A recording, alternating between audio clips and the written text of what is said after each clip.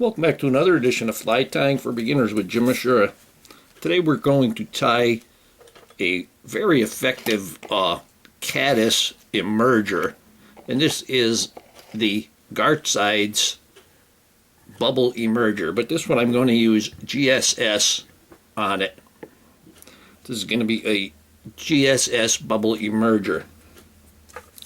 The hook that I have in the vise, this is a Lively Legs lip splitter, number 135, size 16.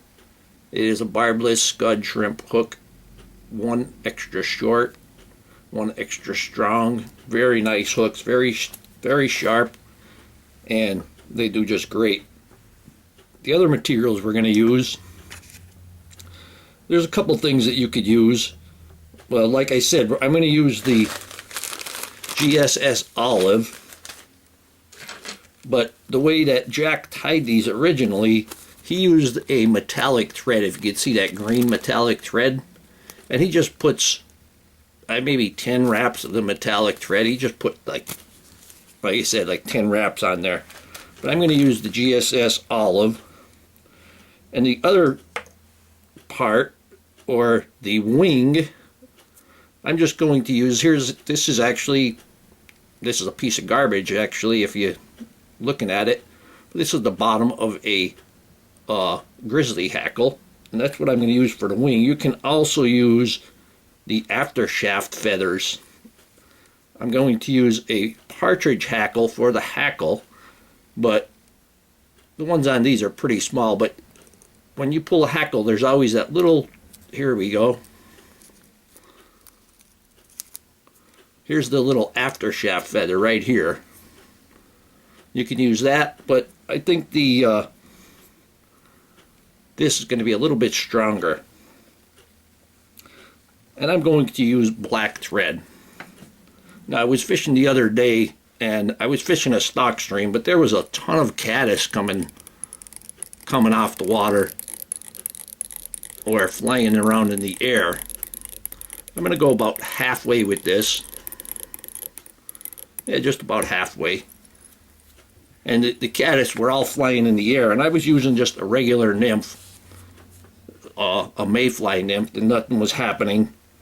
But I can see there was fish moving, so they were feeding on something. So what I did was I figured, they're eating caddis, so I put on this bubble emerger, and I caught 18 of them with the bubble emerger.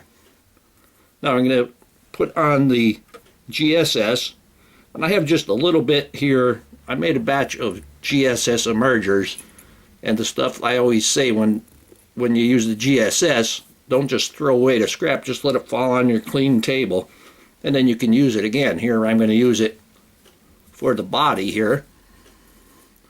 So just grab a little bit of that and dub that on there. Believe me, that was a very small amount right there. And we're going to kind of make a ball there. Maybe I'll put just a little bit more on there, maybe get one or two more wraps out of that. There we go. Yeah, a little extra. See if I can tighten it on that thread. There we go.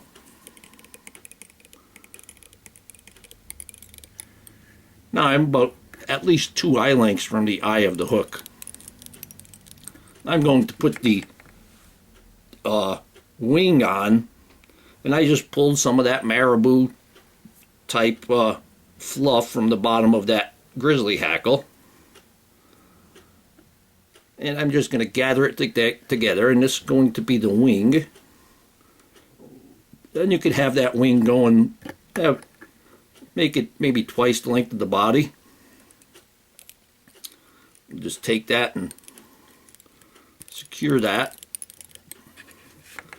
Now I'm going to trim this front section, but I'm going to leave a clump of it there. I'm going to take that and I'm going to fold that back. I add that to the wing there.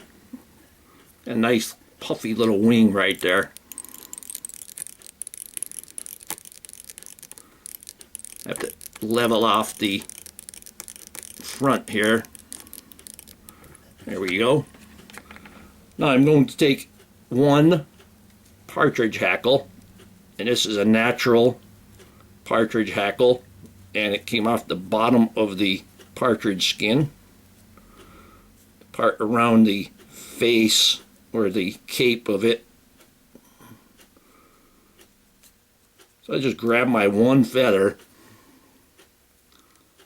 I'm going to hold it concave side to the shank there, and there's that after shaft feather right there. Now I'm going to remove the hackle from one side of that after shaft feather. Holding it concave, I'm going to remove the top of it.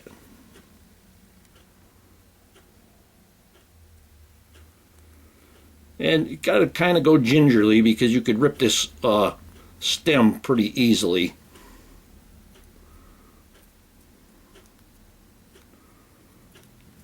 So get that off, and I'm going to take the fluff from the bottom section. I'm going to grab the point or the tip of the feather and I'll pull everything to the back. And if you don't get it perfectly all the way down there, see there's a couple of them that are still on the top there. And that's fine. I'm going to tie this in by the tip. There you can see those couple that were still on the top.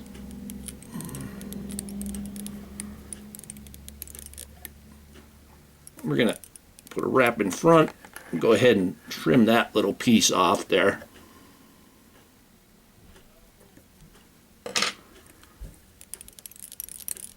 Secure that. It moved a little bit on me, so I want to secure it. We'll keep our thread about halfway between the tie-in point and the eye of the hook. Put on my delicate hackle pliers here, and we're just going to wind this. And at the same time, I'm going to stroke those feathers to the back, although they're going to go that way anyway by doing what we did. And we're going to get about 3 to 3.5 wraps out of it. And we can tie that in. You want a light or a sparse hackle here. And break that off.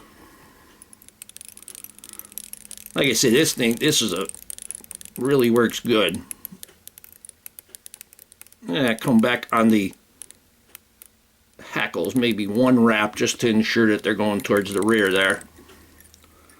Take our whip finish and we'll give that 3 to 6 turns. We'll trim that off. Now we'll put a little bit of head cement on.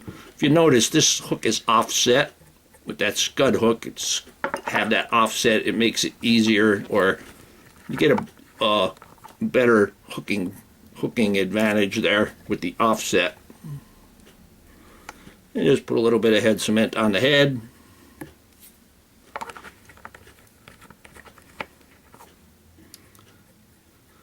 And here we have a GSS bubble emerger. Hope that you learned something from this video. Hope that you would subscribe to my channel. Please refer me to your friends. Please visit my sponsors. Let them know that I sent you.